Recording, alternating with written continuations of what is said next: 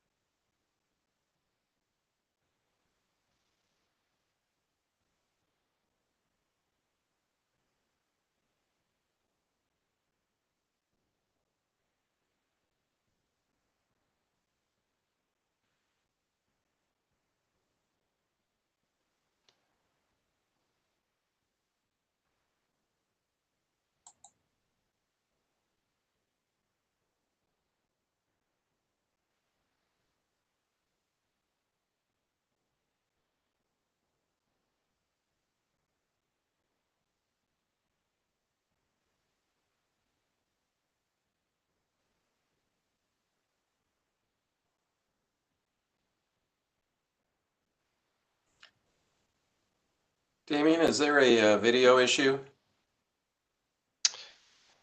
No, we haven't started yet because we're still waiting for folks to join.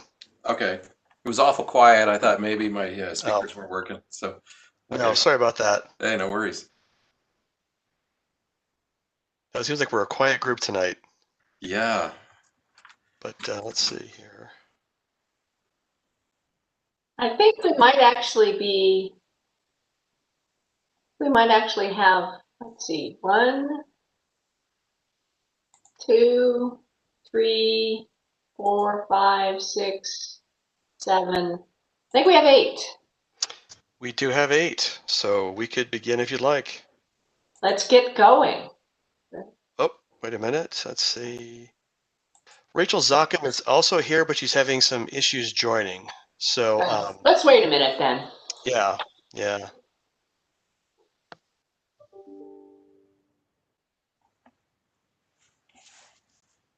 But we do have a quorum.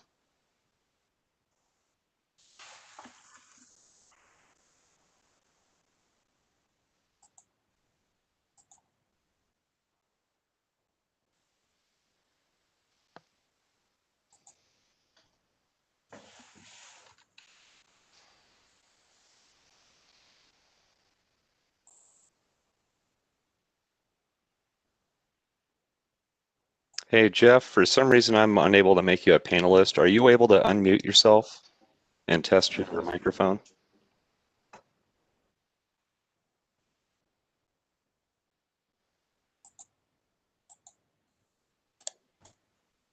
Hey, Jeff, I just unmuted you. Can we hear you now? Can you hear me? I can Yeah, hear there you. you got it. Okay, Okay. great. Got it. Thank you. You bet.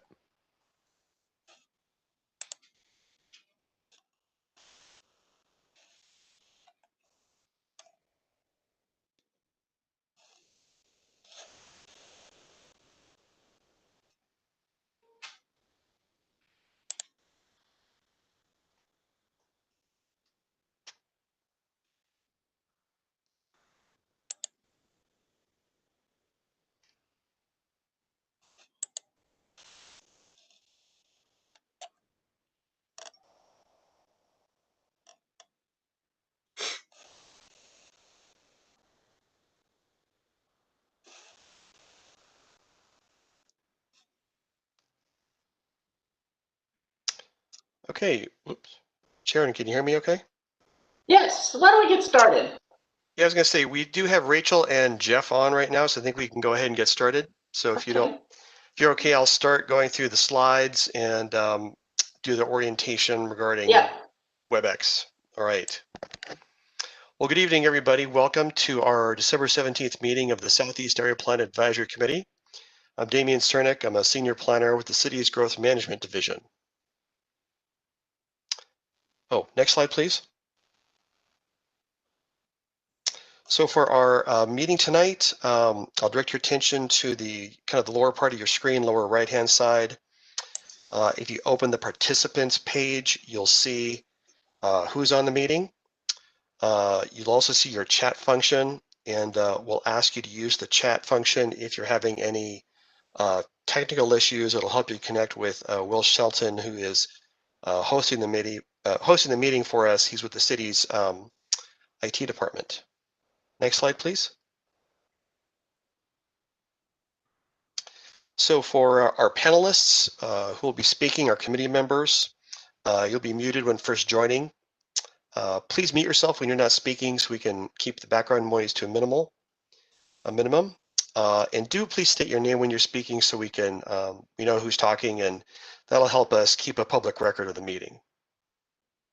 Next slide, please. And then for any kind of straw polls or discussion roundtable, when you hit the participants button on the lower right-hand side, that'll open up again the participants list. And on the lower right-hand side of the list, you'll see a small hand that you'll use. Please use that to raise your hand so we can get people in order for comments and discussion. Next slide, please.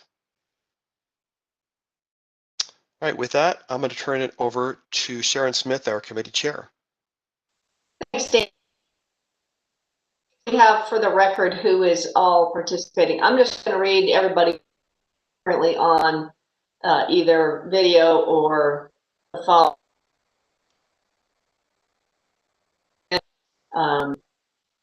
Don Mill, James DeRofe,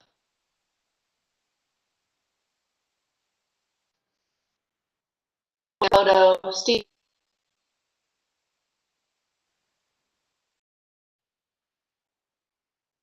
Missed anybody?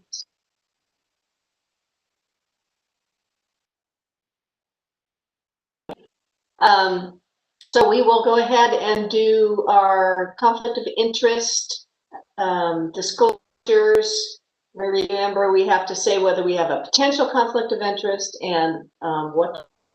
I'll go first. Sharon Smith. I work for the school district, and the school district owns property in the Elbow, and I have a potential conflict. So maybe we'll just go around, starting with Don Mill. Hi, Don Mill, the area director for EDCO, and I have no conflicts. Thanks. James DeRofe.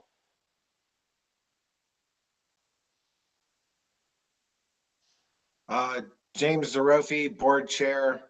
of the Old Farm District Neighborhood Association, no conflicts.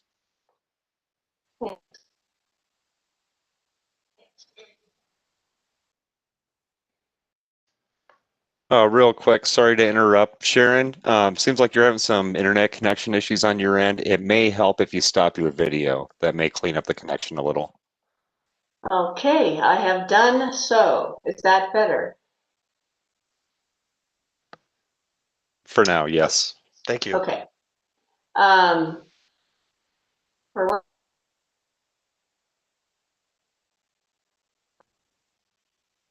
So Rachel, if you Rachel Strickland here. No conflicts, but I'm still having a hard time hearing Sharon. maybe I will let Joe.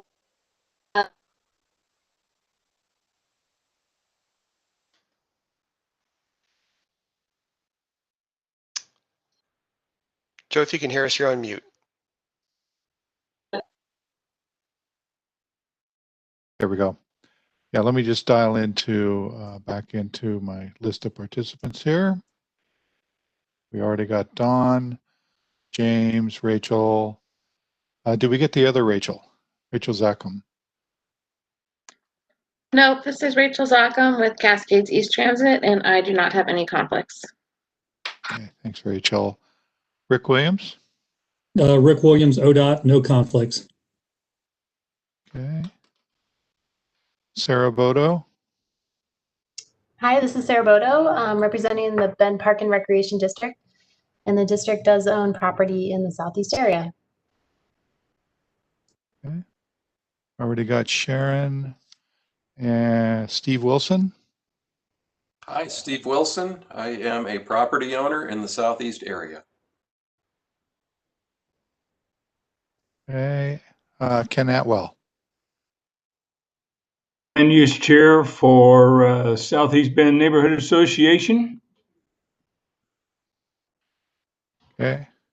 And no conflicts there. No conflict. Okay. Damien, did I miss any committee members? Jeffrey. Jeff, thank you. Jeff? Yep. Yeah, Jeff Reed here, and I have a potential conflict. I'm a owner in the southeast area plan. Okay, great. Thank you, Jeff. Okay. Any others that I may have missed? Did we get Rick Williams? Yeah, we did. Okay, then I think we got everybody. Okay. I'll just continue on with the approval of the minutes. The minutes were distributed with the packet. Did we have anybody that wanted to make a comment or a change on those? Just go ahead and unmute yourself and say so. Not hearing anybody. Could we have a motion to approve, please? Rachel Zackham, I move to approve the minutes from our last meeting. Okay. Steve Wilson, I second. Okay, and we have done these just by everybody saying aye. So all those in favor say aye, please. Aye. Aye. Aye. Any opposed? Any abstain? Okay, thank you. So that's the introductory items. Let's go to the next slide if we could, Kara. Joe, it looks like Ken has his hand up. Okay, thanks. Ken, did you want to make a comment?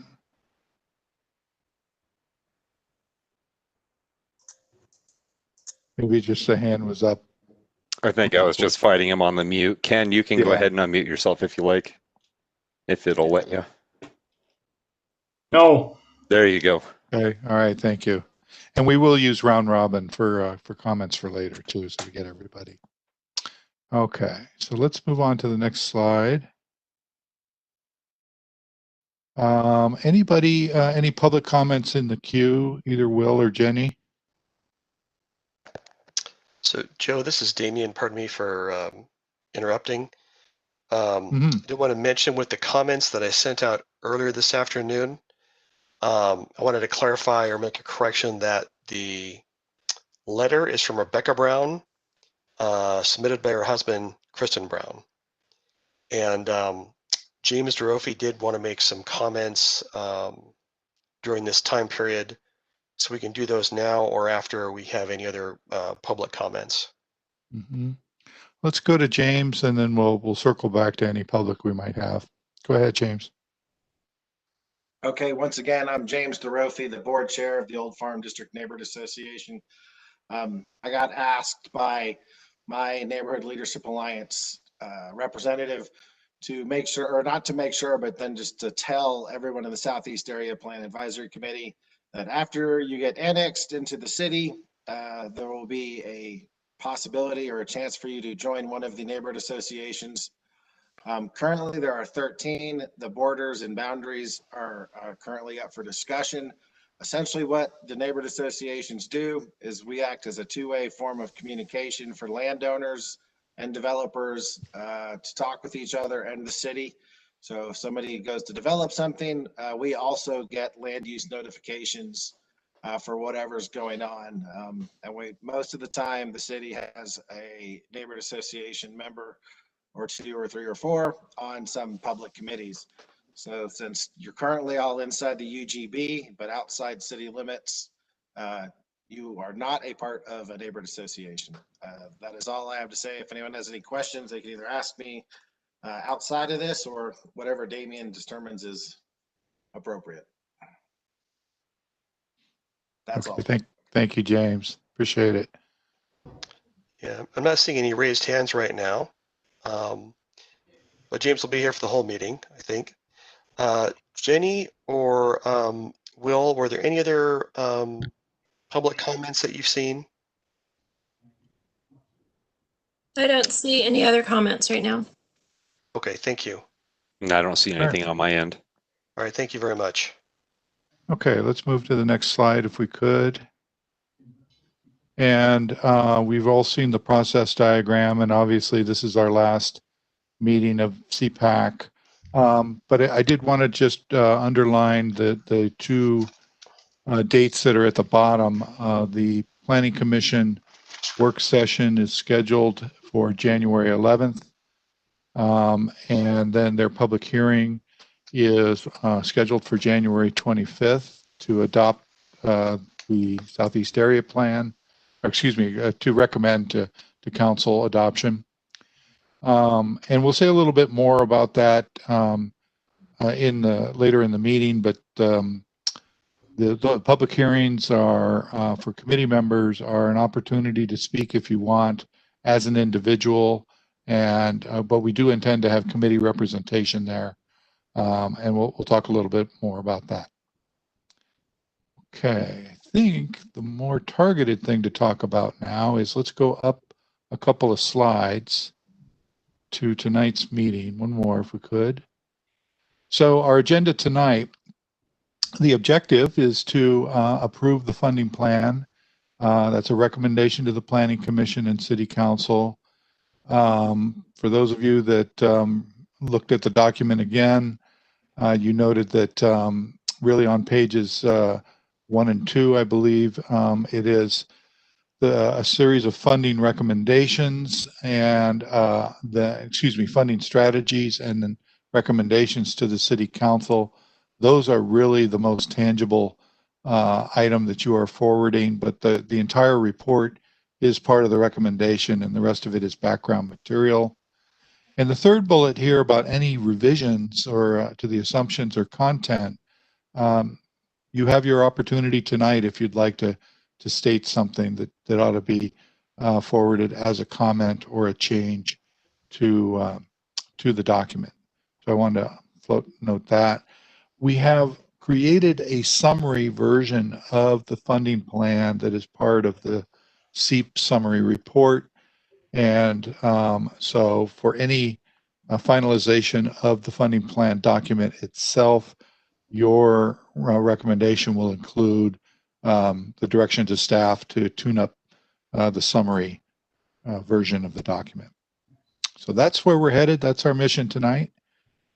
And I want to go to the next slide here if we could. So Damien, let me toss it back over to you. Just a couple of recap comments before I get started. All right, thank you, Joe. So as a recap of our last meeting, we did a presentation on the funding plan, which outlines our key transportation and sewer infrastructure needed for development in the Southeast area. The plan itself includes a lot of material, including references to system development charge and utility rate revenue projections. And as Joe mentioned earlier, it does include recommendations to council on specific actions regarding transportation and sewer funding. And we'll revisit those and kind of review them again here during our presentation. One thing I wanted to mention, I think based on a couple of comments from last meeting, I wanted to mention that we're not going to be sending anybody an infrastructure bill immediately after City Council adoption. The development of property in the Southeast after it's annexed will include payment of any current, any supplemental SDCs that are adopted by council. And where we've talked about different funding mechanisms like a local improvement district or reimbursement district, nobody is getting any kind of assessments to pay unless the districts are actually formed after following our city code requirements for outreach, notice, and a public hearing. So I wanted to kind of mention that for anybody who is, not planning on developing, just to really make it clear that, there's nothing here you're on the hook for after we're done. So next slide, please.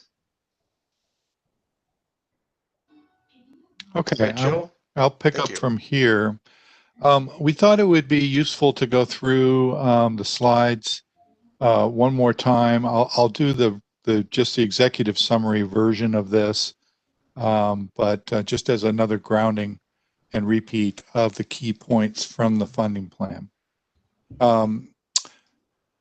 Okay, so starting with this one, at the highest level, it does actually what Damien just said about funding tools and what we're trying to build with those funds, and recommends the plan for implementation. We have talked a lot about the balance between the fact that the city's resources are limited, the property owner and developer end of the spectrum is limited as well. And so we're, of course, looking for the sweet spot in between that helps us implement an economically viable plan. Go to the next slide.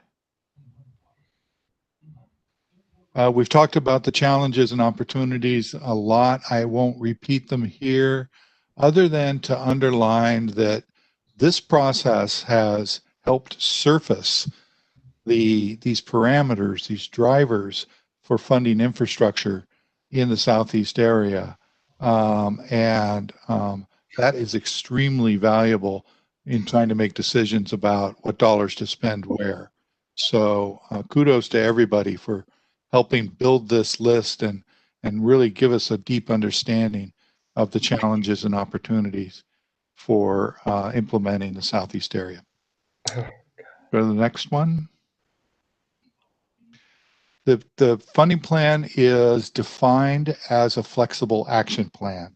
Those are actually terms from the comprehensive plan where it's not regulatory requirements. Rather, it is an advisory recommendation to the city council that is guiding to them, but they have flexibility in how to implement it. And the plan acknowledges that flexibility will be needed. It makes specific recommendations on a number of fronts, as you all know. But at the end of the day, we know that conditions can change over time and new ideas may pop up. And so we are keeping all of the tools in the toolbox.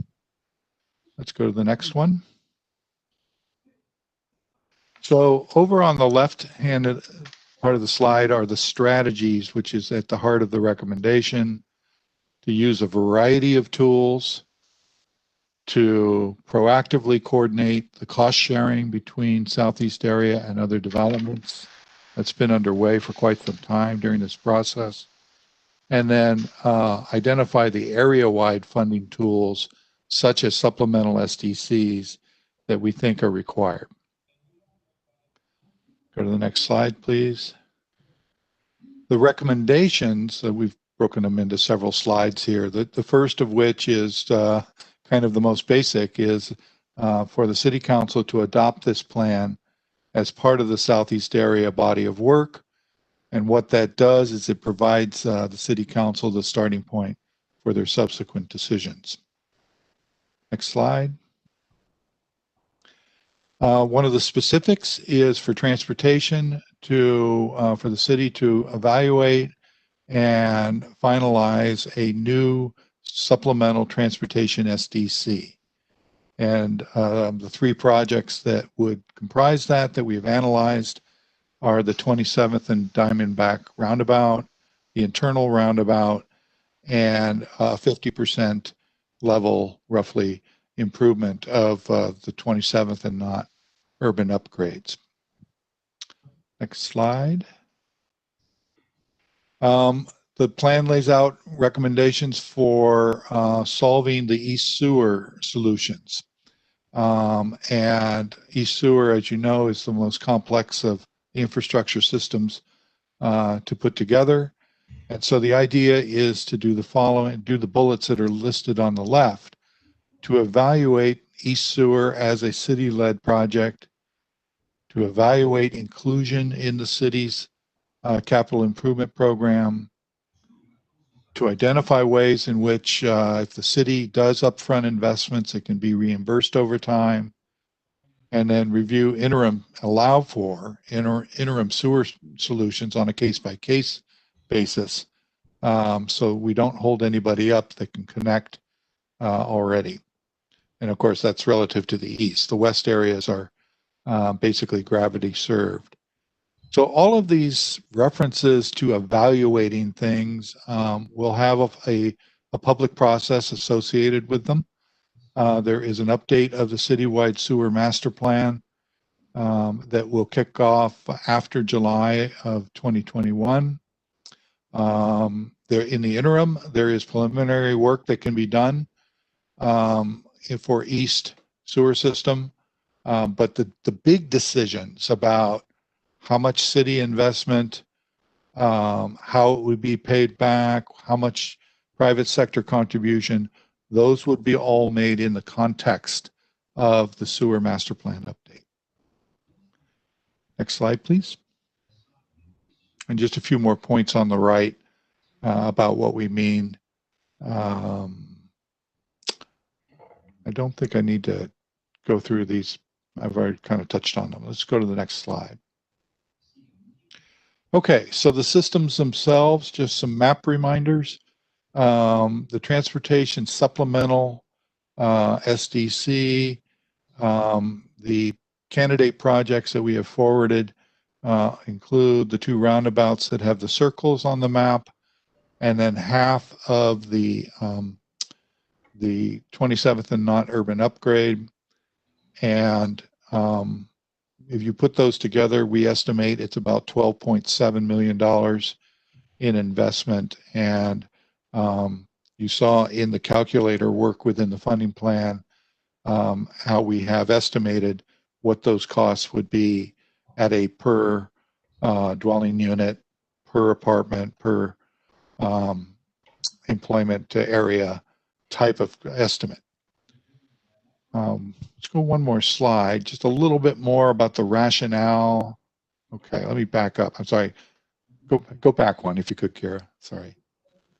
The rationale for these projects are that the area, the roundabouts really are the ones that serve almost every property, and they're also the type of project that is larger than any individual development could typically handle. Of course, the larger developments in Bend have been able to build roundabouts, but we're more of a parcelized part of the community here.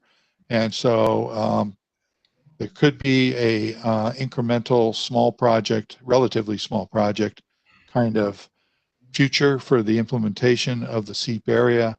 And so the roundabouts have been put into this area-wide funding tool.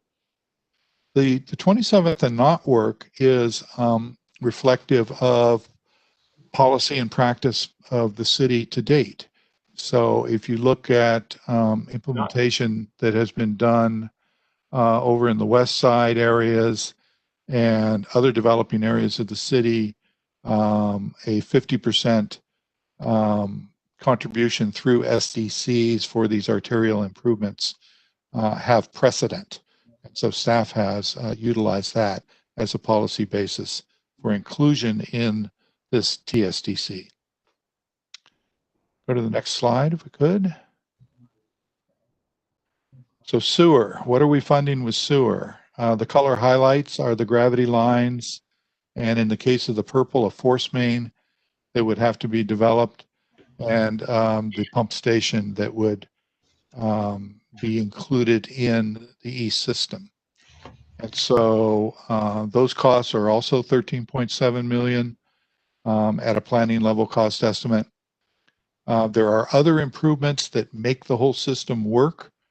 You can see kind of what's called Profile 2, Gravity Line 2 up on Ferguson.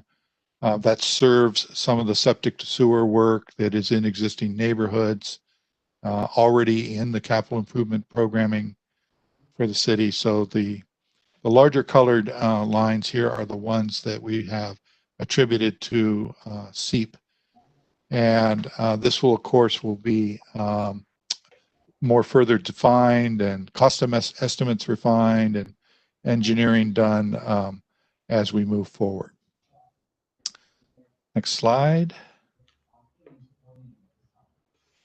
So the process from here is the Planning Commission sessions that I mentioned over on the left.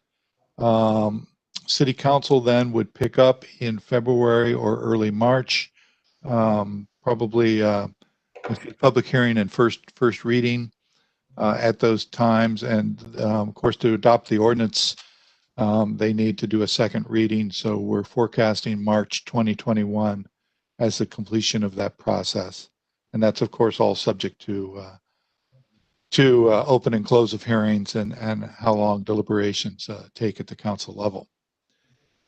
30-day effective date. So let's talk a little bit about opportunities to participate. And Sharon, I'll invite you after I make a few points here. But what we are thinking is that when we get to the staff presentations at the beginning with the Planning Commission and then continuing on to council, basically Sharon would be with us as part of, I'll call it the staff table. We don't have a table anymore, but if we were all sitting there, we'd all be presenting together so that the Planning Commission and the council have the benefit of not only the team's reporting of what's being forwarded, but also Sharon's articulation of issues that came up with the committee, things that were strong, things that were a little sticky, and so on. So we wanted to make that bridge of the committee's thoughts through that mechanism. And then in future processes, which will be public, the idea is that staff will have ongoing information flowing to you all so that you know about those opportunities. In the case of both the transportation SDC, that's a public process to establish it. And then the sewer decisions will play out over multiple public comments. So that's kind of the when and the how we want to approach the process side. Sharon, I'm going to assume that your audio is, your connectivity is working, and why don't you add whatever you would like to process?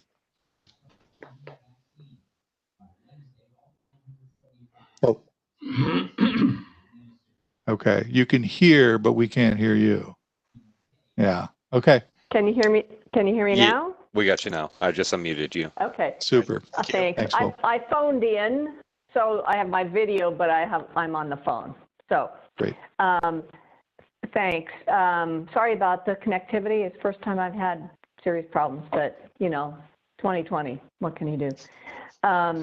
So what I'd like to say is that I think it's important to have somebody from the committee available to answer questions the Planning Commission or City Council may have. When I was the co-chair of the the UGB expansion committee, Mike Riley and I both participated, and so I would certainly welcome if there's another person on the committee who would like to join, just so that if I don't remember something, you know, we have another brain at the table. So I kind of open it up for folks if they're interested to participate at that level. And then again, also if there's anybody who has a concern about that suggestion of having me be able to answer questions, we can talk about that as well. Because I think that, you know, assuming we recommend this final piece of the plan, there's a lot more work ahead of us to make sure that this framework plan actually gets implemented successfully. So I encourage every committee member to continue to participate on their own, you know, and you know, contact me if you have questions or concerns and as we go forward. So maybe now would be a good time to open it up to conversation about that. Okay. Joe, what do you think? Yeah, and let's just stay narrow to that particular question about who would like to join you. We'll go round robin on the plan itself. But I guess the plain way to say it is, do we have a volunteer or someone that has an opinion about that process? And I'll look to others to help me see hands up. Joe, I don't see any hands up yet. We do have Jeff and Ken on the phone, so I'll reach out to them now to see if either Jeff or Ken have any comments they want to make. Oh, Ken does have his hand up. There's Ken. Go ahead, Ken. Oh, if I was unmuted, I could. Hold on a sec. We'll get the audio squared. There you go, Ken. No, it didn't working. There, we got you now. Yeah, we can hear you now. It doesn't, it shows that I'm muted on my screen. I think when you hit the unmute, there's a little bit of a delay, so just tap it once and give it a second or two. Okay. I would be willing to serve. I would have to say I have some exceptions that I will voice later that I would bring to that position, but I would be willing to join at the table. Mm-hmm. Okay. Okay, Steve? Yeah, Steve Wilson. I wouldn't be opposed to sitting in that, but I'm traveling a lot. And so I don't know what that commitment would entail and what that schedule and what it would mean if I was unavailable to sit in that role. Right. Okay. And minimally, I think it would involve the public hearings. And I think the work sessions would be appropriate too. So likely 2 meetings in January and a set of 2 in the February-March timeframe. Okay. Yeah, that doesn't sound unreasonable. So, yeah. Any other comments on the process suggestions? Okay. I'm not seeing any other hands right now, Joe. Okay. So Sharon, Okay, if can you hear me? Can you hear me now? Yeah. Yeah. Okay. Please. I'm new to this mute and unmute on the phone thing. Sorry. That sounds good. I would say I think we need to be careful about what role we're playing when we are part of the staff table, because I think the role is to explain the consensus of the committee, not our personal disagreements with or objections to things, because I think if we're speaking on our own, we'll need to do that as an individual or as a committee member, but not in the role of representing the committee as a whole. And I'm hopefully I'm explaining that clearly. Ken, I don't know if you had some particular things that you wanted to raise, but we are going to get tonight to a part of the agenda where we have some additional caveat suggestions, et cetera, that will go along with the recommendation. And maybe we can cover your points then.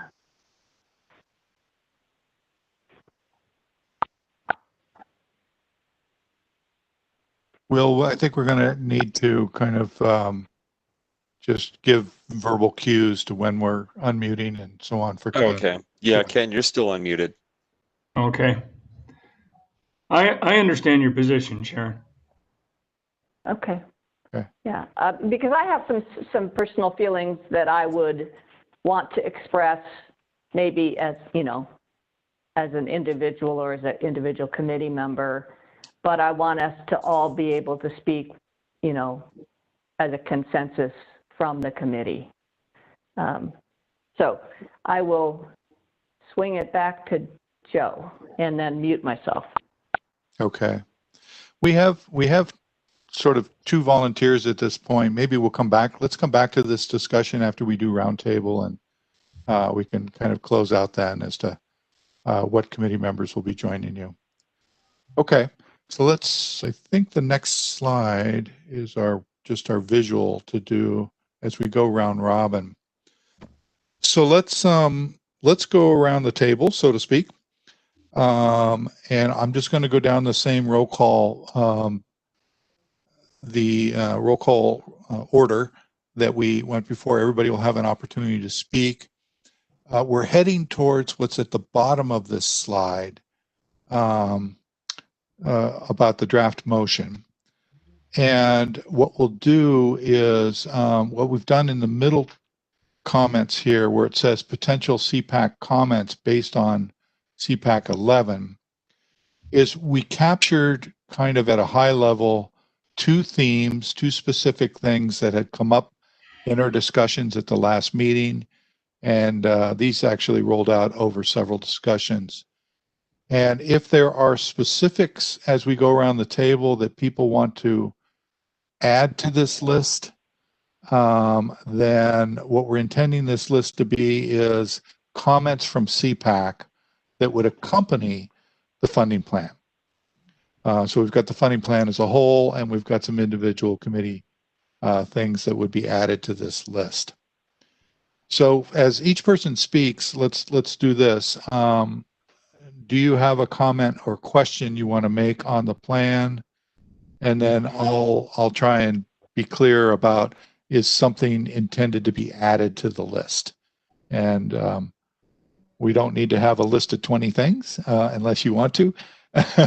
But I would encourage something that rises to the level that you think it needs to be in writing beyond just the minutes, that we would do that. Okay. So Sharon, you were at the top of the roll call. Why don't we start with you? Okay, thanks. Can you hear me? Yep. Yes. Yep. Okay. So as everybody's heard me throughout this process, one of my big concerns is to make sure that this is a viable plan that gets implemented. And so the two potential comments are, you know, asking for city contribution to the East Catchment Sewer and potential putting some of the frontage improvements on 27th and not in the system-wide plan because it's a system-wide roadway that's important for the whole quadrant and area of the city, the whole city itself. So those two, I think, are important to pass forward. And then just generally, to the extent that we have this framework plan, and over the next few years, if we don't see development come out of it, then I think we should be asking the city to reevaluate, have we put too much of a burden on this area for costs? Because what we really want to do is to see it develop. And so just a caveat that if things don't happen in this area, then it needs to be revisited.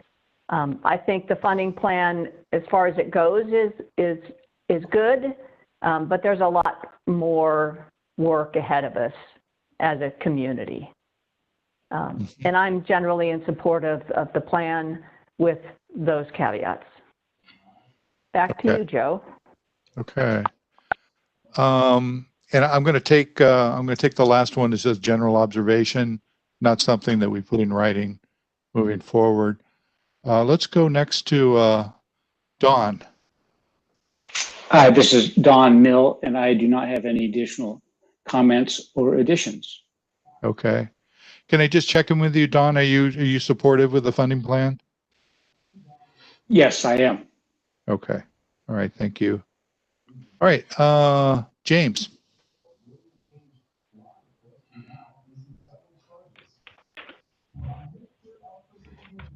So this is James.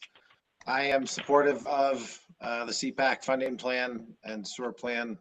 And the only comment I have is compared to the last annexation in the southeast side of town, this is truly like a bright sunny day compared to the dark evils that many people from the last annexation are still going through. We had no plan for any infrastructure and we're still dealing with it. Whereas this allows the actual property owners on the southeast side of town to have a say. I'm impressed. That's all. Okay. Thank you, James. Rachel? Sorry, Rachel Strickland. Oh, hello. One comment. I don't know if it's a comment or something to discuss, but my comment's been the same since basically the beginning of the planning. My belief is that the transportation development from not at China Hat all the way to 27th and Ferguson needs to be separated roadway to allow for such a massive build of homes and buildings and schools and parks. Is that done? In order to facilitate that, we need better infrastructure for people to get there. And an example of that would be Reed Market, as far as how crazy that road gets. And it is a 2-lane highway both ways. We're going to have the same amount of businesses and traffic in this location, and we're not making it the infrastructure to meet what the need is going to be. Other than that, I move that Cpac recommends the Cpac funding plan and the funding plan for to the commission for review and refinement and recommendation to the city council. Okay. And if I could, we'll get to a motion after everybody's had an opportunity to speak, but it sounds like you may make the motion. So thanks for that. Could I get just one more little clarification, if I could, Rachel, on what you mean by a separated roadway? So meaning that a barrier between the northbound and the southbound lanes, or the eastbound and the westbound lanes, depending on what location you are on the road. Sometimes they have a planter's box in that. Yeah, a median. Preventing head-on collisions, which we have a lot of in Central Oregon. Great. Okay, thanks for that. Okay, so Rachel Zackham. Hi, I'm in support of this funding plan. I don't have any other comments. Okay, thanks, Rachel. Rick Williams. I can support the plan as presented. Okay, thank you. Can't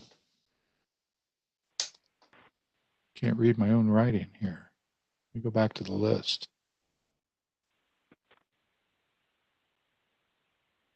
Oh, Sarah.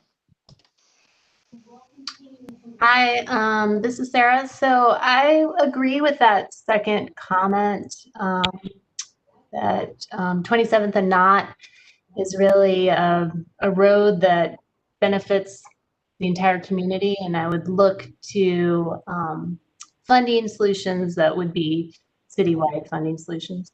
But otherwise, I'm in support of the funding plan. Okay, thanks, Sarah. Okay, Steve Wilson. Yes, my comments are also regarding Knott Road and 27th Street. I think as the city grows, regardless whether the southeast area was developed, Knott Road, is a separate issue for the city because it is such a main traffic area. And even, the discussions about bike paths and those things aren't about neighborhood. They're about, those that are traveling at a high rate that are on a long bike ride. Plus there's also that potential additional cost that is associated with, I believe it was a Department of Transportation Systems Development charge Right. petition. I mean, that's a direct Knott Road, 27th Street, and that has to do with the amount of traffic for the entire city. And this area, whether it grows or not, I mean, it's going to be developing its own road system and those, and the impact on Knott is going to continue regardless whether this develops.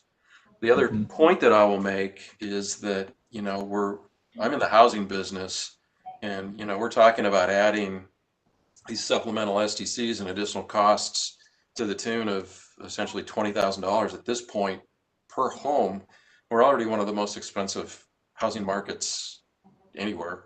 And it just, we're not going to have 2.5% interest rates very much longer. And once that goes away, these additional costs are going to further drive housing costs out of the reach of many families. Mm-hmm. Okay. And overall, are you supportive of the funding plan moving ahead? Other than Knott Road, that should be a cost that is a major development cost that the city pays for, and it shouldn't be imposed on this area. There's plenty of other costs associated with developing this area.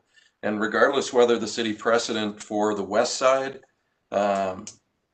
occurred, that's completely different than this situation here.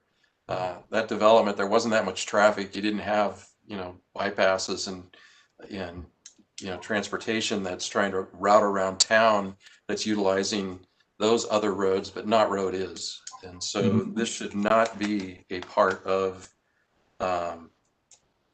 it shouldn't be a shared cost, and at least not at that 50% rate. That's a ridiculously high to put it onto these property owners. Mm-hmm. Okay. That's clear. And so we've got that embodied in the comments that would be forwarded to the council. Let me just offer. I'm farther along than that. I mean, I don't think this should be in our recommendation at all. That 27th and not urban upgrade at 50% should not be our recommendation to, and I think if you probably took a straw poll, you'd find that I don't think, as far as I know, I don't know anybody that's in favor of that being part of this. Right. So that would essentially modify the second bullet here.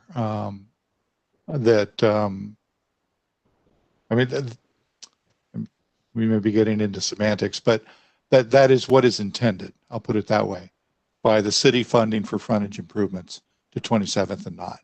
And so that would change the test analysis and so on that has been done in the funding plan, just to be clear. I understand that, Yeah. I mean, this committee is put together to make recommendations, and, I don't recall anyone within this committee making that recommendation. And I understand that there is a desire by the city and by other groups to help spread that cost, but it shouldn't be spread into just this area. It should be a citywide cost. Okay. All right. Understood. Okay. Let's move on to Ken, your comments. Can you hear me? Yes. Yes. Okay. Sharon, I think you and I are on the same page and on the same page with a lot of other people. So my objection is not that unique. Contrary to what I just heard, Knott Road and 27th at one point was a city responsibility on the transportation system plan until the funding portion took the driver's seat. I could go back and find that version of the minutes, but Joe, as you know, I was there for a lot of it. So I agree with everybody else. Not in 27th is a no deal. Had I been on audio last time, I would have said I wouldn't vote for the plan until that's off. The other piece that bothers me, and I don't want to go back and upset Polish and Easton, which is outside of our concern. But you know, the people in the expansion plan cannot be at an economic disadvantage to the development elsewhere when they're paying for massive sewer improvement. And Easton and the Warden Wilson property will benefit from gravity. And I don't hold that against them. God bless them. They got gravity. But to tell people that we want you to come into the city, but oh, by the way, you're going to have to pump that sewage out and you're going to have to do it on your own. The city knew what they were buying, what they were asking for when they brought this in. And the whole issue of topography was totally dismissed. I took the planner in charge of the UGB expansion aside and said, you can't plan that the way you did because it's got slope. And he said, no, I've walked it, it doesn't have slope. I said, all you got to do is drive Knott Road and 27th and know that there's slope there. You know, the idea that these people are going to have to pay extra to put up a house is simply because they've been brought in. I think they just as soon stay half acre. That's my comment. Okay. All right. Thank you. And maybe one little clarification that I will add. You are exactly right, Ken, that the 27th and Knott urban upgrade is a listed project in the adopted transportation system plan, Ben's transportation system plan. And the funding categories there and the funding system attach themselves to time. So that particular project is in what is called the long range funding category. And it is 15 years or more out into the future for that category of projects. What this process does and what the 50% recommendation does at a more local level here is establish the ability for developers to be able to get SDC credits for that 50% portion that they would be building prior to that long range future. So if annexation occurred next year for a given property, they've got some frontage on 27th. The city's policies are, of course, that you improve your frontage. What this recommendation does is establish that there are credits available for that improvement. For any property that wants to wait 15 years, hopefully the TSP system works out and there's a larger project there. So I just wanted to provide that context. It does not at all take away from the, I think the larger point that you've made, Ken, and is captured in our running list here, that the committee is recommending that there be city funding for the frontage improvements on 27th and Knott. But I did want to kind of complete the picture a little bit there. Okay, let's see. I think we're to Jeff. Jeff, do you have any comments? Well, I share the same concerns as Steve Wilson and Ken Atwell, but I also, at the point of trying to get on with things, I completely echo Sharon Smith's, because if we adopt this draft motion and nothing happens in a couple of years, there's going to be some problems here. I can foresee that with all the owners. That's for sure. Right. Okay. All right. So I think that is our round robin, Sharon, and we heard some strong endorsement for the 2 bullets that would be forwarded as the CPAC comments here. I didn't hear any additional ones that we would add. And so I think we are up to the point. Let me check in with Sharon. Are you comfortable moving ahead with a motion at this point, or do you think some discussion should continue? Well, just a couple of thoughts. I think we're close. I just want to be clear about kind of my general comment about if we don't see anything happen in the next couple of years, that this ought to be revisited. I'm getting the sense that that might be a third bullet. And I've heard from several other people, so I'd kind of like to add that. And unless, you know, we hear from folks who don't want to include that as a third bullet, and then we should talk about it. Let's go ahead and list it up there. Kira, are you in typing mode on this? Otherwise, we'll just. Yeah. No, I can be. Can you just give me one moment, and then can you try to summarize that in about 5 words for me? Sure. Oh, you go ahead and try. You're better at it, Joe. Oh no, you're the master, Sharon. Why don't you go ahead and take it now? Let's see. I'll take a crack at it. How's this? Okay. All right. City should review within 2 to 3 years and revise or revisit if implementing steps haven't happened. Something like that.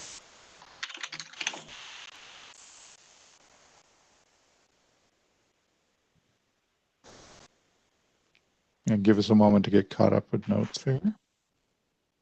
Can you all see that now? Yes. Yes. Thank you. Great. Yeah, that's good. Okay. And then just a clarification on the frontage improvements.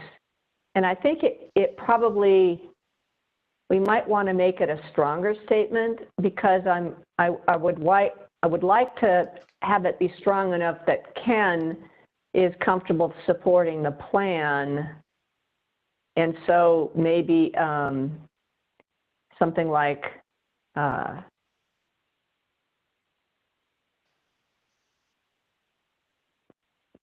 strong recommendation for city funding for frontage improvements to 27th and not. Yep.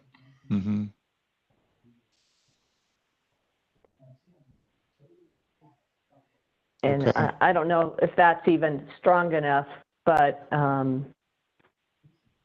happy to make that argument, and maybe if Ken is going to join me, he can make that argument. I want to make sure that everybody on the committee is comfortable with us taking the stand that we think that it's critical to the success of the area plan, and that it's well, it's critical to the success of this area plan, and that it's a system that is citywide and shouldn't be borne exclusively by the elbow property owners. Sharon, if I can chime in. Yeah. I can see property owners who might very well not come in, not annex, because they don't want to incur the cost. I don't mind, some cost for somebody doing access to commercial, access to whatever. But when you look at what frontage improvement means, according to the transportation system plan, it is massive. And to say even 50% is tolerable. Not when it reaches the sale price of a house. So thank you, Sharon. Yeah, are you comfortable with If a strong recommendation was received by the city and responded to, that's better than I've ever gotten in 2.5 years as land use. Okay. We can only recommend. We can't force them to do it, but we'll try. Yeah. Yeah. I hear you on that one. So we're capturing the sentiment of the committee here. I do feel the obligation just to make one more observation on number 2, and it doesn't change it. But the starting point, existing policy, existing practice in Bend is that you improve the frontage to your property when you develop. So that is not intended to push back against the recommendation. It is just simply to repeat the context. And maybe the word funding of frontage improvements is not clear, because I think I don't think we're suggesting that the city pay for all the frontage, but that property owners be able to get SDC reimbursement that's not just tied to a supplemental SDC, but that's kind of part of the citywide SDCs. Right. Okay. If that makes sense. If I could jump, I know it's a nuance. Let's go. But I think it's important. So let's go one at a time, if we could, Ken. Here. No, I just wanted to make a wordage change. The TSP talks about urban upgrade improvement, and I'm not opposed to somebody contributing to the frontage improvement, but the total urban upgrade improvement is a bit of a different ballgame. So if instead of frontage improvement, it's the urban upgrade improvement, that gives us a basis for starting a discussion that, okay, what is included in an urban upgrade that might be beyond what a normal developer would pay for frontage improvement? That gives us some room for discussion. Okay. Steve, do you have a comment on on that same topic? I do have a comment on that. Great. Typically, go ahead, please. As a developer developing in front of, the frontage of your property, you're required to, if we don't address this, then, when someone's developing that, they would be required to put it into whatever that standard is for that section of their property. And I think we can make the recommendation that, at a minimum, that be available for SDC credit, and you don't have to have that 50% that's not paid through this in order to get that credit. I mean, we just have to define that would be something that the city's responsible for 100% of the cost of not in 27th. And if a developer puts in a section of that, then they should be eligible for SDC credits for that section. And there's a difference of putting in, frontage improvements and being required to put in street improvements. And so, typically you're not going to have one without the other. Okay. Okay. That's well put. So I think what I'm hearing. Thank you. What I'm hearing is that a little more honing of the language on number 2 would be responsive to these ideas. And I think the nut of it is that the recommendation is to add the 27th and not urban upgrade to the city SDC list. Yes. Yes. And let's get the words here, and then I want to just get some advice from other staff. Yeah, that's the nut of it right there. Thank you. So do we have, I know the committee is driving at this point, but we do have good advisors on the phone. Ryan or Russ, do you want to just advise on this particular one? Yeah, I can jump in. Listening to this conversation, I understand where this committee's going, and I think if you want to make that recommendation, that is fine. We would, when we get in front of the Planning Commission and Council, obviously we would have to explain the situation to them, explain to them what the code says and the policies say, and what the recommendation of the committee, and obviously get the input from the committee members, and then we would work through that discussion with Council and the Planning Commission. One of the reasons we're just bringing all these things up is we just want to make sure everyone's clear with what the original policies were that were done with the UGB and the comp plan, what the development code says. And obviously when we have these discussions with Council, we are going to have to say, here's why we came to this policy, here's why we came to this code section, and see where the discussion with Council really goes at that point. Because if they want to do something different, then we'd have to go back and amend some policies and some code language probably to allow this to happen. But I don't think we would say, I don't want to get in the middle of blocking any type of recommendation that this committee might want to make around this, because we understand the question and the discussion. I think we just should carry on that, whatever this committee wants to recommend around this, and see where the discussion goes. Okay. Thank you, Russ. Okay, I see a couple hands. Go ahead, Joe. Let's go to Sarah first, and then we'll circle back, Sharon. Yeah, sure. I was just wondering when you say urban upgrade, break it down for me, like what is included in that? Sure. Yeah, go ahead, Russ. So an urban upgrade is we basically have standard typical sections that we have, but it basically means a thickened asphalt section, curb and gutters, bike lanes, buffered bike lanes, and sidewalk systems.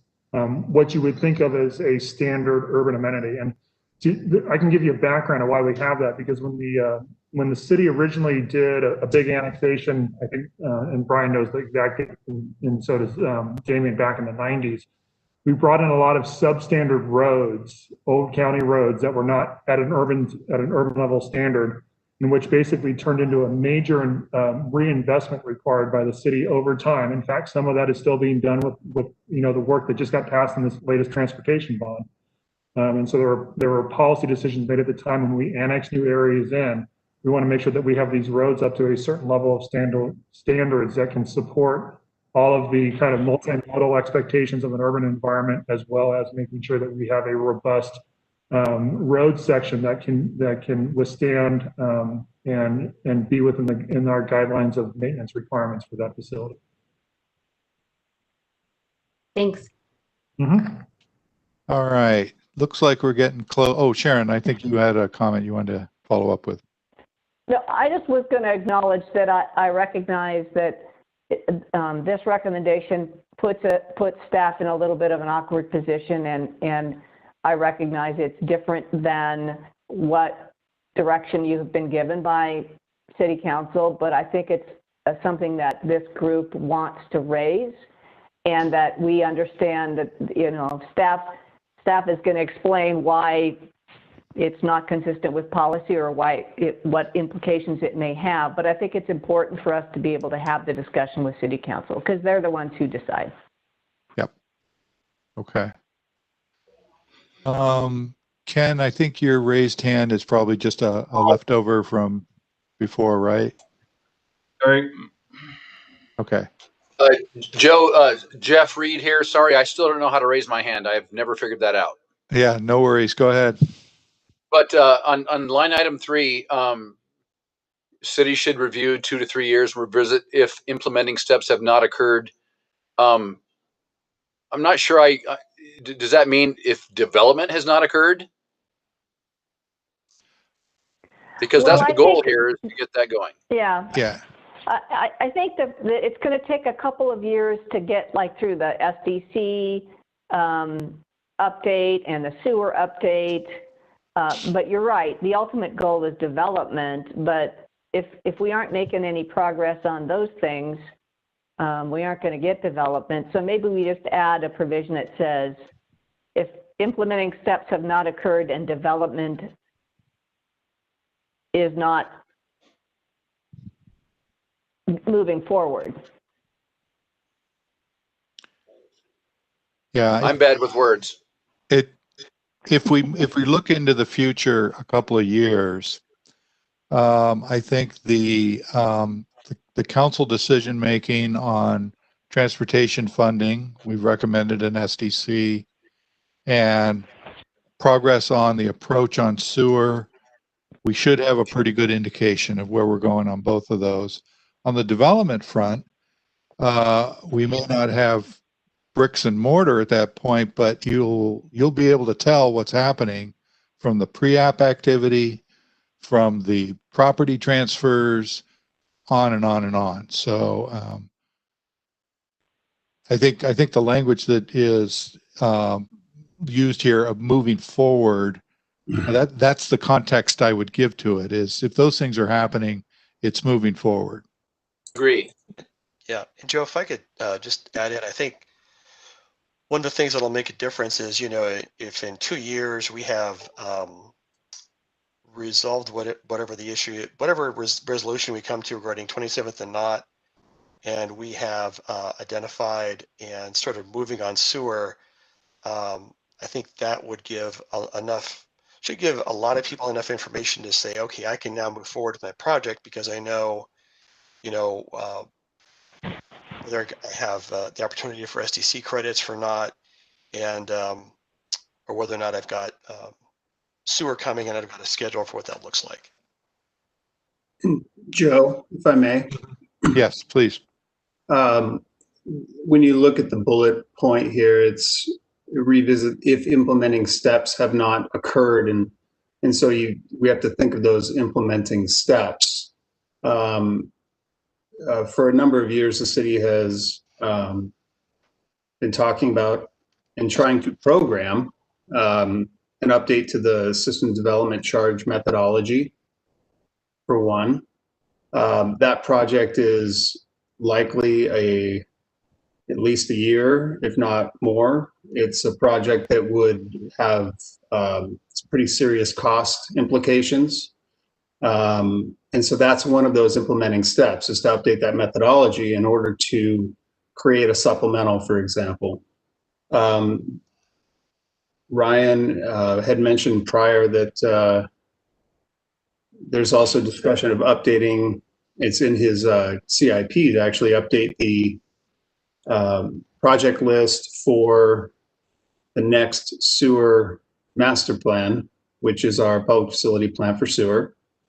The current master plan that's adopted shows that area being served by gravity, currently adopted. But the question that the opportunity in the implementing step is that affords a discussion with the city council at a policy level about what kinds of projects would be paid for through mechanisms other than private development. So that's another one. But what I'm trying to kind of talk about is the implementing steps are basically planning efforts that would take place in the next 2 to 3 years. And just to put it into context, much of this, I think, is, these projects take years, and they cost hundreds of thousands of dollars. They're big public efforts. And so I think what this third bullet point is talking about is that, if the city hasn't taken these implementing steps, then for a number of reasons, could be budgetary, could be priorities of the city council, then we need to really do something more specific to this area. But I just wanted to talk about what those implementing steps are. So it's not just development, it's also, has the city prioritized and taken on these other big projects that are required in order for this area to move forward, in order to implement some of the recommendations out of the funding plan. Okay. All right. Thank you for that context, Brian. Okay. I did a scan, didn't see any more raised hands here. It's sort of at speak now or forever hold your peace. I think we are approaching the motion. So the motion phrasing is the same as we've done before. The part in the middle that says with refinements from this meeting refers to the 3 bullets above. Thanks everybody for helping to dial those in. So without any further ado, I would open it up to someone to make a motion, and and we'd read the one here that is on the slide, and then we'll go with a second and a vote. Rachel, you want to give it your shot now? Sure, why not? I move that CPAC recommend the Southeast Area Plan Funding Plan and Funding Plan Summary with the refinements from this meeting to the Planning Commission for review, refinement, and recommendation to the City Council. Formatting and clerical refinements to the above may be made by staff. Do we have a second? I second. I second. And state your name for the record, please. Jeff Reed. Thank you. Joe, I think we should do a roll call vote. Okay. Your audio, do you want to run it? Your audio is looking fine now. Sure. I think if I get the list back up. Okay. I'll do a roll call vote. Don Mill? I agree with the motion. James DeRofi? Disagree with the motion. James DeRofi. Rachel Strickland? I agree. Rachel Zuckham? I agree. Rick Williams? Aye. Sarah Bodo? I agree. Steve Wilson? Yes, I agree. Ken Atwell? I agree. Jeff Reed? I agree. Chair votes aye. Motion carries unanimously. Joe, back to you. Okay. Good job, everybody. Thank you. The motion does not carry unanimously. I said no. James. Oh, I'm sorry. Yeah, so Sharon, there was one nay vote. I'm sorry. My audio obviously is still not great. Was that James? Yes. Yes, it was James. Okay. James, do you have any kind of statement that you want to make to go along with your no vote for the record? I actually have no problem with the fund. I have a problem with these comments that everybody just changed. A city review in 2 to 3 years. This particular action committee has been functioning for 18 months or so, almost 2 years. The sewer and Murphy Road was almost a 10 to 12 year project just to get Murphy Road funded and the sewer going down it. I mean, if somebody in 2 years says the city hasn't done anything, we should stop the Southeast Area Plan. That's ridiculous. That's my take. No, I understand that. I think that if I could just read into it, I don't think that what we're recommending is that it be stopped, but that the city council kind of take another look at it and trying to figure out why it's not going forward. So that's the intent, at least that was my intent behind the comment, wasn't to stop the plan, but to just figure out why it's not working. Okay. That's the way I understood it. Jeff Reed here. That's the way I understood it, Sharon. Ken Atwell. Okay, then I guess I misunderstood it. Okay. Are you more comfortable with it? I don't understand the point of a review in 2 to 3 years. I mean, the government's one of those, it doesn't move fast. And so if somebody does a review and then they say, I want to review it, and that takes 6 months to a year for them to review it. I just don't, I mean, I understand the time, you guys are looking for a time frame, say 5 years. I mean, the transportation or the city of Bend just passed a no bond for transportation, which is 20 years with projects starting in about a year and going to 10 to 15 years out. I don't see a funding plan or another transportation bond getting passed in 2 to 5 years to pay for 27th Street and not road upgrades. And that sort of looks like what people are asking for. So that's just that's my take. Okay. I don't think that what we're saying is if the city doesn't agree to put the urban upgrade on the list, I think the funding plan goes forward the way it's written. And that if things aren't happening. If the funding plan goes forward, I am fine with it. But a review, I don't know. It's sort of like giving people a way to say, all right, we're not going to do this unless you do. They're asking for the city to come back with a different picture than the funding plan. That's, I mean, I don't know. I mean, I understand people see it a different way. I just don't. Mm-hmm. It's like, don't do 2 or 3 years, do 5 years. If we said 3 to 5 years, would you be more comfortable?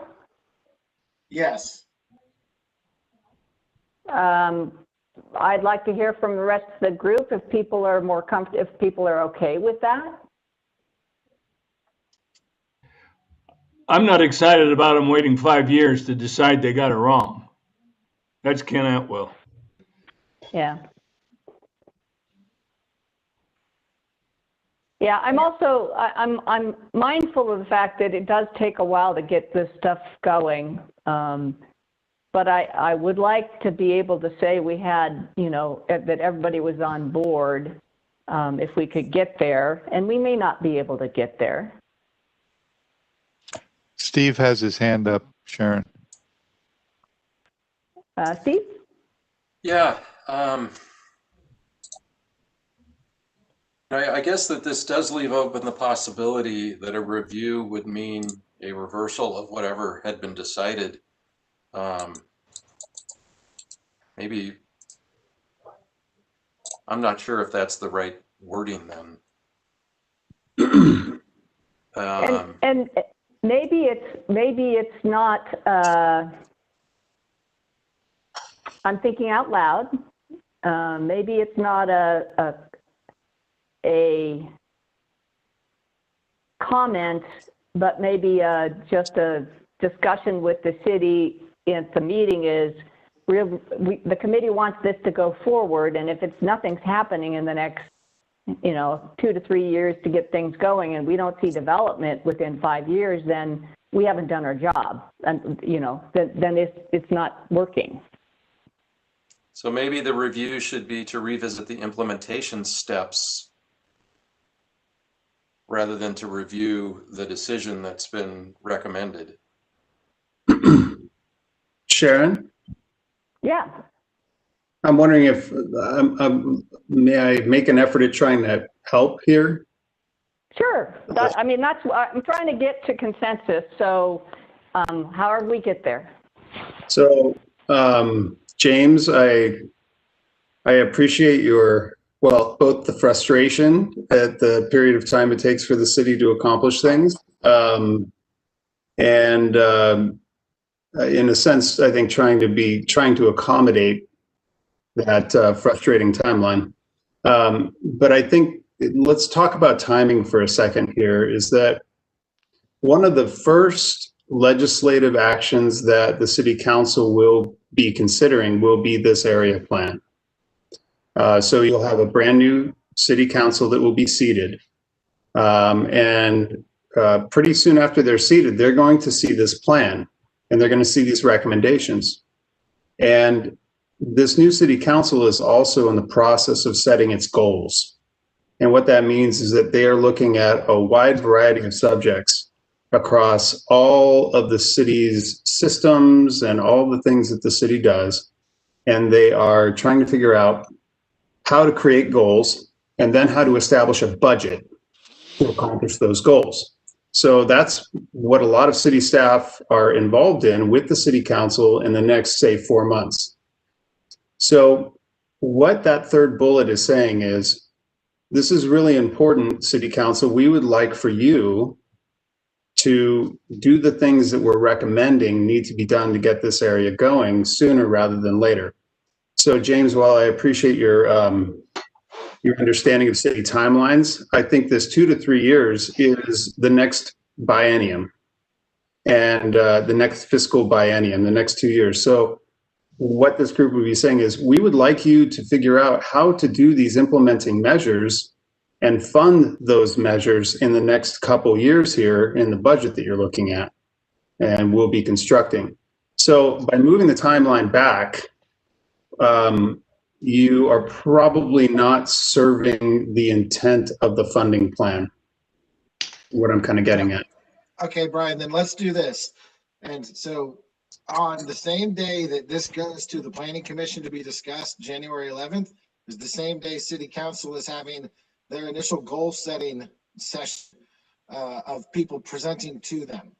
So since you bring up the biennium, I'll settle on 3 years. So that means this City Council coming in can say no, doesn't get to it, and then the next one has a year, the next goal setting session. So instead of 2 to 3 with a hyphen, say 3. That gives the city basically another election if something does not happen to decide. I'm just being realistic, because otherwise they can put it off. I mean, you might get some weird dissent on city council. You might get some weird planning. I'm trying to make sure this happens. I'm not trying to put it off. So you guys are giving it these ways out. And I think it needs to be very, very strict. Say 3 years. Like I said, that's two goal setting sessions of the city council to determine this. Let me capture that as a middle ground here. The edit to the recommendation, I'll go just a step beyond what you just said, James, and capture another thought. We would say city should review within 3 years and revisit funding plan implementation. I'd be okay with that. So it's narrow to the funding plan. If implementing steps have not occurred and development is not moving forward. That tries to capture several sentiments that have been put forward. I'm fine. So I'll change my vote to a yes if everybody else is okay with it. Well, let's make sure everybody is comfortable with this language. I'm comfortable with it because I think what I was trying to get at is we really want the city to move forward on these implementations quickly. Sorry for the interruption here. I do have an attendee is wondering if a non-committee member is allowed to comment. We'll have public comment at the end. Okay, thank you. Aren't we going to have public comment at the end? Yeah. Yes. Well, I'm Jeff Reed here, and I completely I agree with that change. And if we don't finish this year, I'm going to lose my battery's going to be dead in about 10 minutes. Okay. All right. Let's see. No, Rachel, did you have another comment that you wanted to make? I do. My concern of revisiting the funding plan opens up the entire funding plan. And I think it should be a revisitation of the implementation steps if they have not occurred, rather than revisiting the actual funding plan. You know, from a developer, you need to have clarity in what costs are going to be. And, you know, if we're sitting here and we're looking at a revisit of the funding plan in 3 years, right, then that opens up the whole gamut of everything. And I don't think that's what we're trying to say. We're trying to review the implementation of what we've recommended here. Right, that it's moving forward, that there's progress and it's moving forward. So we added the word steps to capture that. I would agree with Steve. If they just think they're going to revisit the funding plan, that's not what we're after. We're giving them a funding plan that we would like to see. We want to know if it's being implemented. Got it. Okay. Boy, I'm starting to hear consensus on this revised language. Are there any last comments on how we've revised bullet number 3? So Joe, Rachel Strickland has her hand up. Yeah. Sorry, I had my hand up for a while, but Steve kind of touched on what I was saying. I don't think number 3 says what you guys are asking. When I read it, like, it just doesn't make sense compared to what you guys are stating in my head. We're wanting them to review this immediately. The way it's written, it's like, oh, well, I have 3 years to do this. Like, it almost like makes it to where it'll be put on their back burner, in my opinion, versus a priority. And you guys are asking for this to be a priority, but that's not what I see in number 3 currently. So I have a suggestion. Since I'm the one who started down this rabbit hole, I think we ought to delete the comment and just say the committee asks the city council to implement as quickly as possible. How does that sound to people? Better. We have one better. Anybody else want to weigh in on that idea? Much better. My concern is that open-ended. It takes a while for them just to figure out how they're ever going to put the upgrade on the SDC list, let alone how to fund it. So, I was comfortable with 2 to 3 years.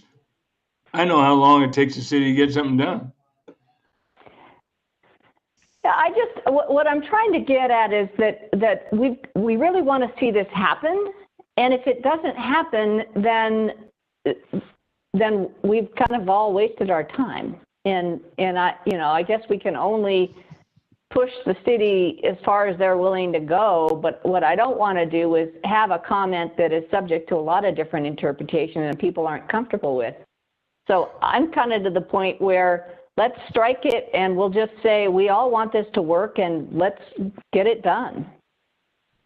And not have it be a formal comment.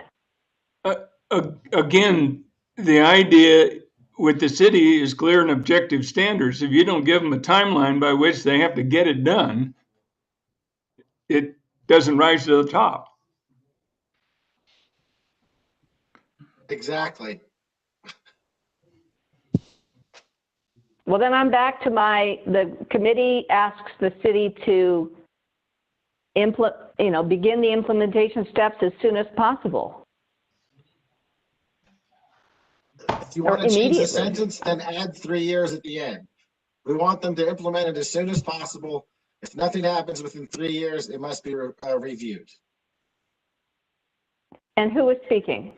That was James. James. Okay. I mean, I want this to occur, and I want it to occur fast. But I mean, I literally just watched a transportation go bond take almost 4 years to occur. The sewer project is pushing almost 15 years. So if you want to review it, great, but you got to give city council, not city staff. Give city council a definitive. Well, I agree with all the sentiments here, but I agree that the devil's in the details, and everybody wants this to happen as quickly as we can. I'm now kind of the point where I don't think we should include this bullet point at all, and just have me and Ken and whoever else is going to be proceeding forward, just tell them how urgent we think this is, and if this doesn't get done, then the framework plan isn't going to work, and we aren't going to have houses and jobs, and we need them desperately. So that's another option, is to strike it and just have the issue raised and just be transparent that we got stuck on the language a little bit, but here's the discussion and the issue that occurred, and the general sentiment from the committee.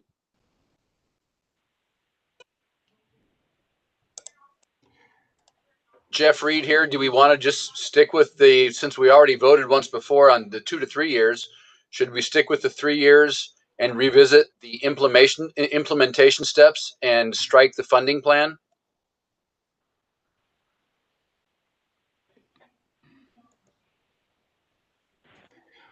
I would vote for that. And Sharon, if I could join you, I would be right there pushing the city at the table. Sharon, I think I'm hearing from several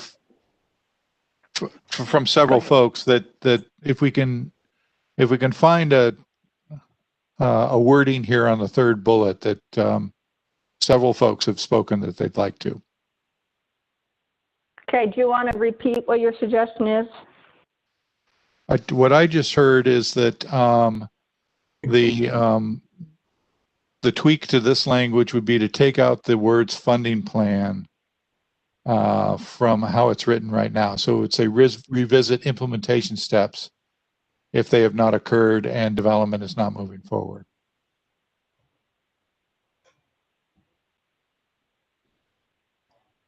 In 3 years. Yeah, and that 3 years part is part of the first phrase.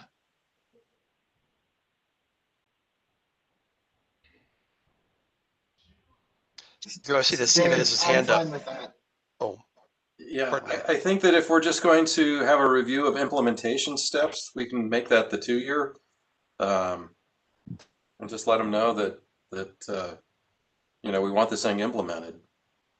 Since Maybe we say 2 to 3, which was our original was 2 to 3. I'm just afraid of politics playing a role in this, and I don't want it to. I mean, that's why I like the 2 biennium option. Yeah, because then it rolls through two goal setting sessions of the city.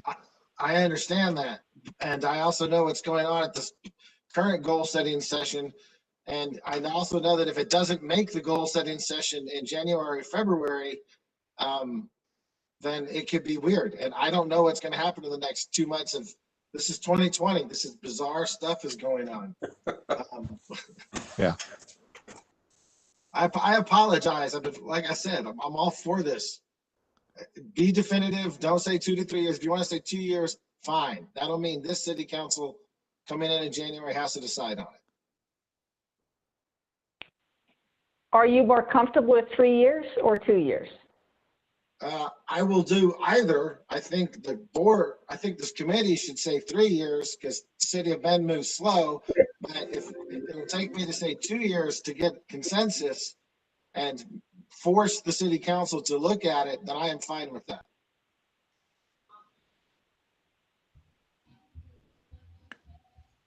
Darren, I'm going to offer up. I think this captures the various perspectives that we've heard. It's going to take a little explanation, but this is probably the best combining of the perspectives that we've just talked about in the last 10 minutes or so.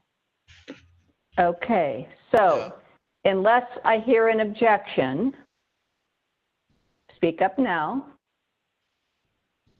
Then I would ask Rachel, would you accept a friendly amendment to your motion? Yes. And maybe we just do another quick roll call vote? May as well, for clarity on the final closure. And folks can just say yes or aye. So I know this is going to depart a little bit, but we did have one person on the phone who wanted to make a comment. We usually hold this for the end, but are people okay if we hear the comment now? Yes. Yeah. Yes. Let's go ahead and have our public comment. Yeah. Hey, Brent, I have you unmuted if you want to go ahead with your comment. Thank you very much. This is Brent Landells. I've worked on a few different things with a few of you, so I very much appreciate all of your efforts and everything that you have been doing on this. My concern is that the UGB expansion was in 2016. Our permitting in the city of Bend in that time frame was about 900 houses per year. Now it's about 450 houses per year. My background is 31 years working with builders and developers. The time frame to turn urban growth boundary expansions into lots is crippling our city, and it's causing the price increases that you're seeing throughout all markets of our city. Anything that provides that it's another 3 years before the elbow actually is turning into lots, that's 10 years that we're going to be looking at from when it was brought in, which was a painful process. And I know a few of you were involved with that process to have your UGB expansion, and then it takes 10 years to turn that land into lots. It's just going to be a horrific price increases on supply and demand works. So it scares the hell out of me that while we can create all kinds of $250,000 lots in Northwest, we can't manage to create any lots at all in Southeast for 10 years from when the UGB expansion took place. That's just super sad to me. And I served with James in that area before I moved in that area. But anyhow, that's my thing. I just hate to see something automatically building into it that you think it's going to be another 3 years before the city should look at whether or not it's worked. I mean, it's just that's not land use, that's land use. So thank you for listening to my comments. Thank you very much. I appreciate it. Do we have any other public comment? Maybe we should take it before we have our vote, because once we're voting, I think we get to go home or go have dinner. If anyone else has comment, you can use the raise hand feature, and I can unmute you for comment.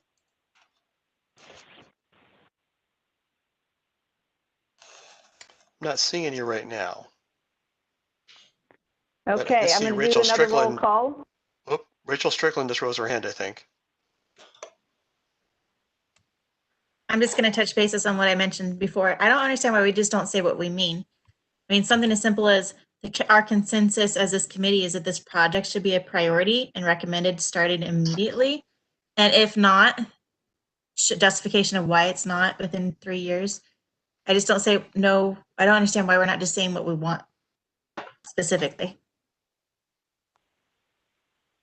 So if we added the phrase, the committee recommends this plan be implemented as soon as possible, and then the city should review.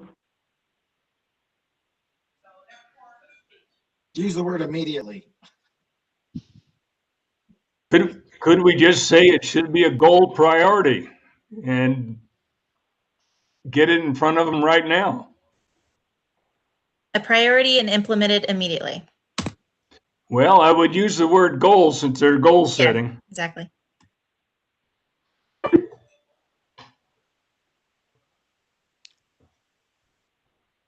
Sharon, that would add a sentence to it. So let's add the sentence and take one more look at it. Okay, Kira, this is at the big. Yeah, keep going.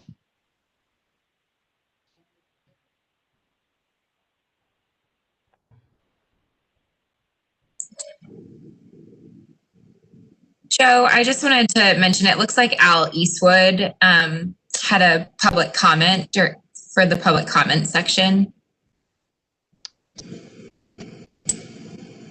Okay, thank you.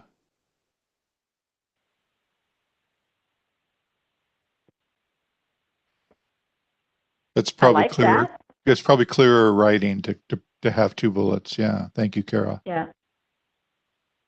What do people think about this? Just I like jump in. Okay. In this case, silence means agreement. Okay.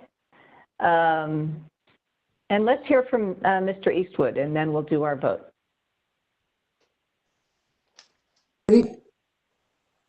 I have you unmuted, Al. You can go ahead.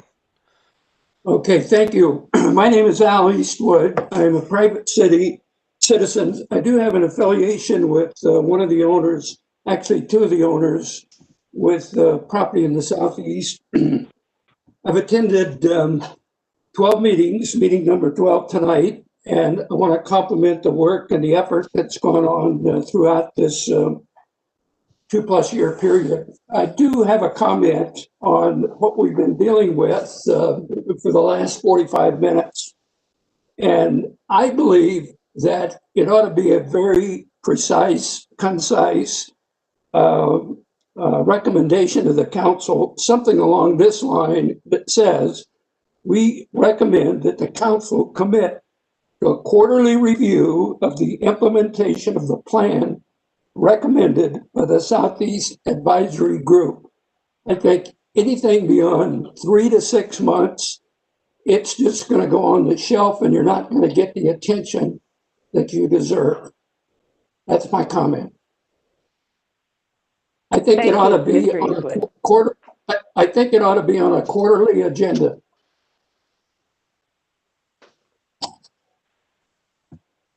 Thank you very much. Okay.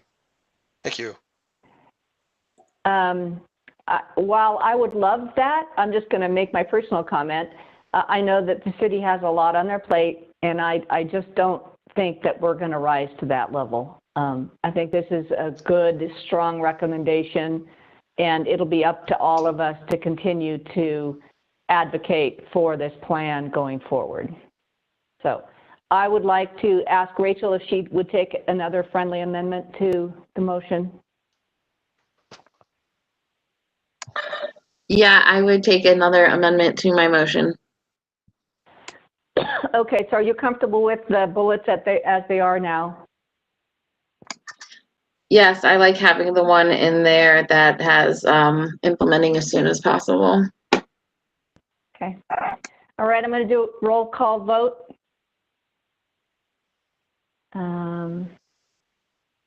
Rachel Strickland. I vote for it. Don Mill. I vote for it, yes. James DeRofi. Yes. Rachel Zackham. Yay. Rick Williams. Aye. Sarah Bodo. Yes. Steve Wilson. Yes. Ken Atwell. Yes. Chair votes aye. Did I get we everybody? need to get Jeff. Oh, sorry, Jeff Reed, sorry. Jeff? His battery must have run out.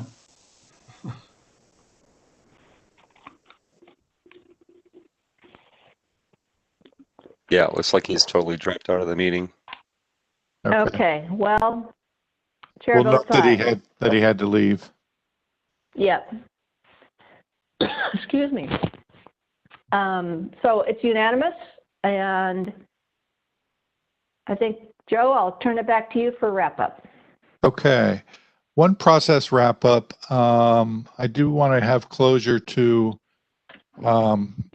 the how we move ahead with the committee representation in the meetings moving ahead. So question back to you, Ken. Ken, are you, with this body of work and the recommendation and everything, are you comfortable participating in at the table in the Planning Commission and Council meetings representing the entire committee, or would you like to be more an individual speaker? I'll represent the committee with this. Okay. And Sharon, my suggestion would be, I think it's a good strong crew if it's you and Ken and Steve, because then we've got a property owner, a neighborhood association rep, and the chair. So yeah, if that all sounds good, we'll move ahead with that approach. Okay. That sounds great. And then to the extent one of us may not be able to go to a meeting, we'll have representation. Exactly. Yeah. Okay. Do you have any more slides? Just make sure we haven't missed something we wanted to cover. There's one more, a couple more next step slides. Okay. Let's go to next slide if we could. Already got that covered. We've mentioned that. Okay. Damien, any final comments from you? Well, I think, Kara, could you advance the next slide, please? So this is where we get to say thank you for all of your hard work, especially tonight. I think I want to take a moment to acknowledge that this was a tough meeting, but I think we got some really good outcomes and direction that we can take to the Planning Commission. And, on behalf of myself and the entire project team, I want to thank everybody who served on Cpac for showing up, for doing the hard work, and for most of all being honest by telling us what you think. We've appreciated that feedback. So thank you again for all of your hard work. Joe, I might just also thank everyone. I think it was a great group. I think we made some really good decisions. I'm glad we were able to work through it all. I also like to thank staff for doing a great job, and our consultant team. You guys really took a tough assignment and broke it down into pieces that we could tackle one at a time, and great job. Thank you. Okay, so with that, I'm going to say thanks, everybody. We really appreciate your participation, and we are adjourned. Thanks so much for all your hard work. Thank you. Good night, everybody. Good night. Thank you, Joe. Bye. Bye. Thanks, everyone. Happy holidays. Happy holidays.